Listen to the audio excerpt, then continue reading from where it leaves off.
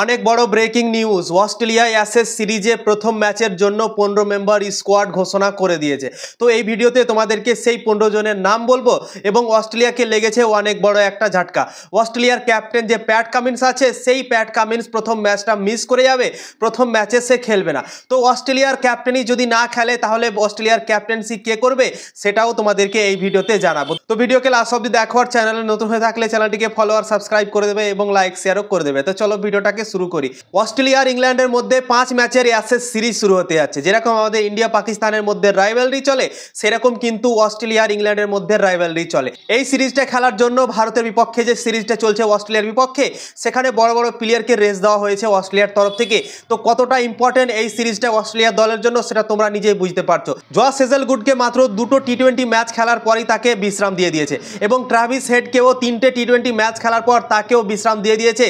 প্রথম টেস্ট ম্যাচটা যে হতে চলেছে ইংল্যান্ড আর অস্ট্রেলিয়ার মধ্যে, সেখানে ট্রাভিস হেডকে বলা হয়েছে কি তুমি ওখানে চলে যাও, টেস্ট ম্যাচের জন্য রেডি হও, এরকম ভাবে বলা হয়েছে এবং 3টে ম্যাচের পরেই তাকে করে দেওয়া হয়েছে স্কোয়াড থেকে রিলিজ। তো তোমরা ভাবতে পারছো কতটা ইম্পর্টেন্ট তাদের এই অ্যাশেজ সিরিজটা।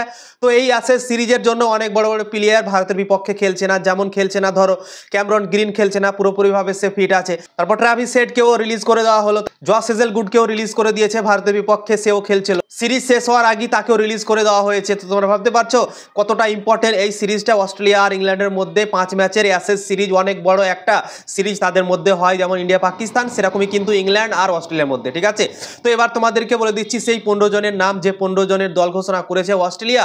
চলো এক এক করে তোমাদেরকে বলে দিচ্ছি। 1 নম্বরে হচ্ছে স্টিভেন স্মিথ। প্যাট কামিন্স খেলবে না, প্রথম ম্যাচে অ্যাভেলেবেল থাকবে না চোটের জন্য, তো তাই জন্য স্টিভেন স্মিথকে ক্যাপ্টেন করা হয়েছে। প্রথম ম্যাচে স্টিভেন স্মিথ ক্যাপ্টেন করবে প্যাট কামিন্সের বদলে। ঠিক আছে, 2 নম্বরে হচ্ছে সিন অ্যাবট, 3 নম্বরে স্কট বল্যান্ড, 4 নম্বরে অ্যালেক্স ক্যারি উইকেট কিপার, 5 নম্বরে ব্রেন্ডন ডকেট। ব্রেন্ডন ডকেট 7 বছর পর কামব্যাক করলো অস্ট্রেলিয়া দলে। একবার 7 বছর আগে সুযোগ পেয়েছিল, কিন্তু সে তখন ডেবিউ করার সুযোগ পায়নি। তো এখন তার কাছে সুযোগ আছে কি সে ডেবিউ করে নিতে পারে অস্ট্রেলিয়া দল থেকে, কেননা সে অনেক গতিতে বল করে, 150-র ওপরে গতিতে সে নাকি বল করে। ঠিক আছে, তাকে ডেবিউ করাতে পারে অস্ট্রেলিয়া দল, কেননা প্যাট কামিন্স নেই এই প্রথম ম্যাচে, তাই জন্য হয়তো তার সুযোগ হতে পারে প্রথম ম্যাচে। 6 নম্বরে ক্যামেরন গ্রিন, 7 নম্বরে জশ হেজেলউড, 8 নম্বরে ট্রাভিস হেড, 9 নম্বরে জশ ইংলিশ দ্বিতীয় উইকেট কিপার অস্ট্রেলিয়া দলের, 10 নম্বরে উসমান খাওয়াজা, 11 নম্বরে মান্নাস লাবুসেন, 12 নম্বরে নেথন লায়ন, 13 নম্বরে মিচেল স্টার্ক, 14 নম্বরে জেক ওদার র্যাল্ড, 15 নম্বরে বিউ স্টার্স।